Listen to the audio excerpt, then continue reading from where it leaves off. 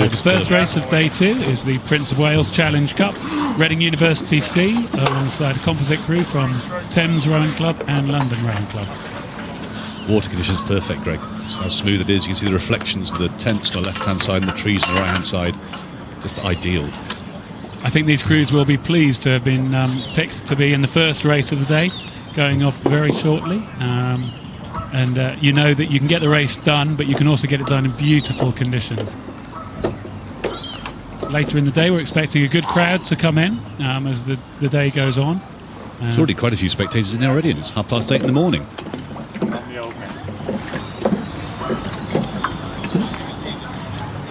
This time of day, you've got the relative calm up there at the start. And as we've said, it is perfect conditions. We've been so lucky with the weather we've had in the last few weeks here in England on the River Thames in Henley. And the conditions are just perfect for rowing. When I see that you are both straight and ready, so the umpire briefing the crews like before the start. Attention! Letting them know what they can expect during the start procedure. Although get ready, please. I expect they're pretty familiar with it. They should be familiar with it, but that's the voice of Boris Rankov, the umpire.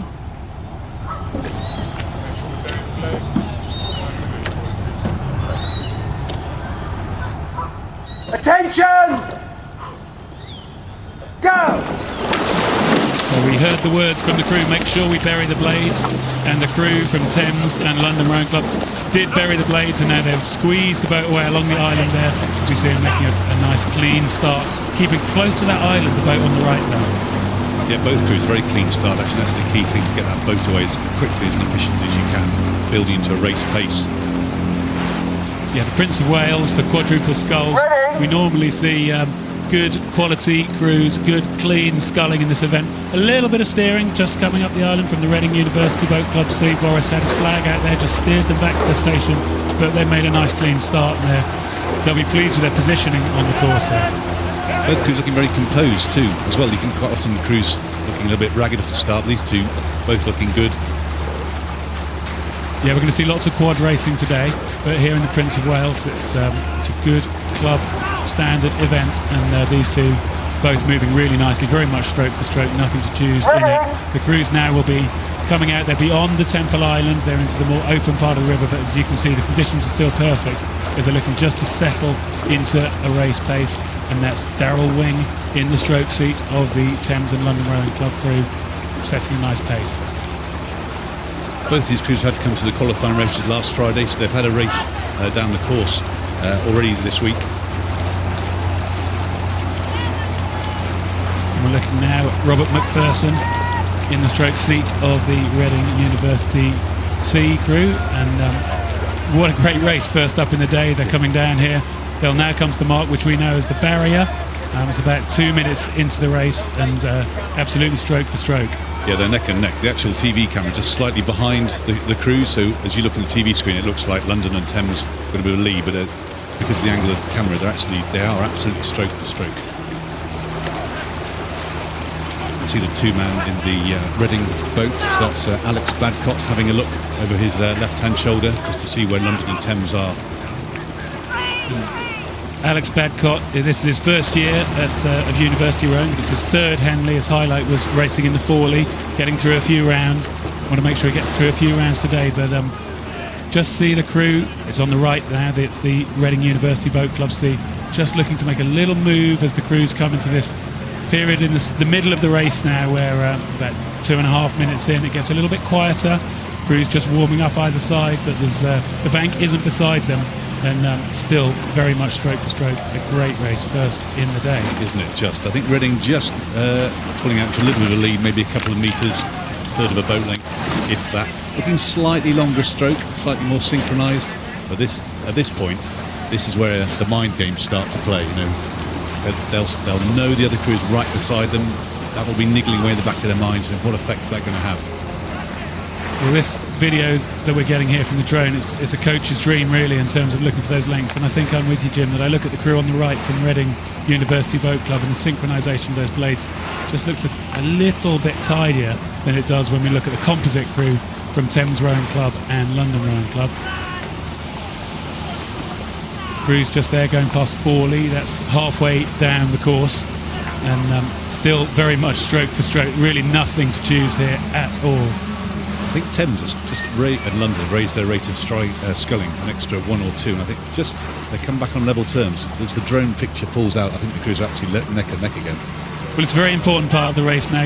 You're into that third quarter, and lots of us will plan a race, and you'll think, well, where are we going to make our moves? Where are we going to make our special effort? And I guess coming through halfway, coming through the Forley mark, it's a good time to make a push and try and make a good move and break your opposition. But I don't think there's any breaking of opposition going on here. And perhaps we can see the crew at the bottom of the shot that Thames and London crew have just made a small move and have got a small lead at this stage. They're coming up to the next important marker on the course, which is the Remington Club. And normally you would expect London and Thames to be getting a good shout from there, but I think perhaps a few of the Remington members might have had a late night last night, so not quite there yet. As we see Boris Rankov there with his flag out, just easing the quad on the right back onto the Buckinghamshire station. Yeah, Thames and London taking their rate of sculling up. They're at 34, 35 strokes a minute as they've come past Remington Club. Often tactical for one of the 7 Remington clubs, because they know they're going to get a lot of support as they go back that particular club. Maybe it's time to put a push in. Well, I think it's fantastic steering actually that we're seeing from this crew from Thames and London Rowing Club, steered in the bow seat by Jonathan Bale, and I think he's just eased the boat into a good position there. He doesn't want to put any more rudder on to slow the boat down. Hopefully Boris will be happy with his position on the river. Been really impressed with Dylan Wing, the stroke of the London and Thames guy. His face hasn't moved from straight forward. If anything, he's looking slightly down. When you see the shot from the rear, there's a little red box on the boat, and that tells him how fast. It gives him some information about the boat's speed and also how many strokes a minute they're taking. And he's been really focused. He hasn't changed his view all the way down the course, and that seems to be telling now. They're just slightly moving ahead of this Reading crew we see now. Well, I think it's all going to come down to their ability now to sprint out the last 2 minutes or so of the race in front of the enclosure. We just heard a call coming from the Thames and London Rowing Club. I think it was through the pin now, which to me means just put a little bit of extra shove, a little bit extra push through the middle of the stroke. They don't want to slap the blades in any harder, but they just want to make sure they give it a little more acceleration through the middle.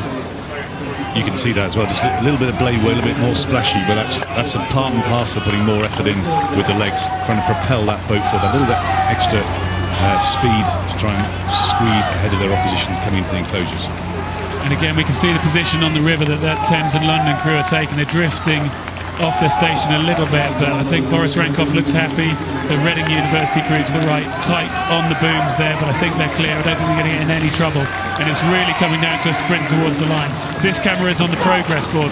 I usually think this is 10 strokes to go to the finish. It's all about the final sprint. Yeah, and I agree. It looks like Thames and London just slightly ahead, but they're taking the rating up to 36, 37 strokes a minute. But Reading responding. It's stroke for stroke. The crew's eyeballing each other as they come towards the line, and I think we're going to have to wait for a photo before we see that one. It looked to me like it was Thames and London, but let's take a moment and just see. They look like they've got it. Well, what a fantastic race. First one of the day. And there we see the bows closest to us, the Thames and London boat, just getting it as they come over the finish. So I think that'll go down as a margin of perhaps a canvas, maybe 4 feet as they came through that line. Fantastic first race of the day, and confirmation there, a win in the Prince of Wales Challenge Cup for Thames and London Rowing Club over Reading University Boat Club C.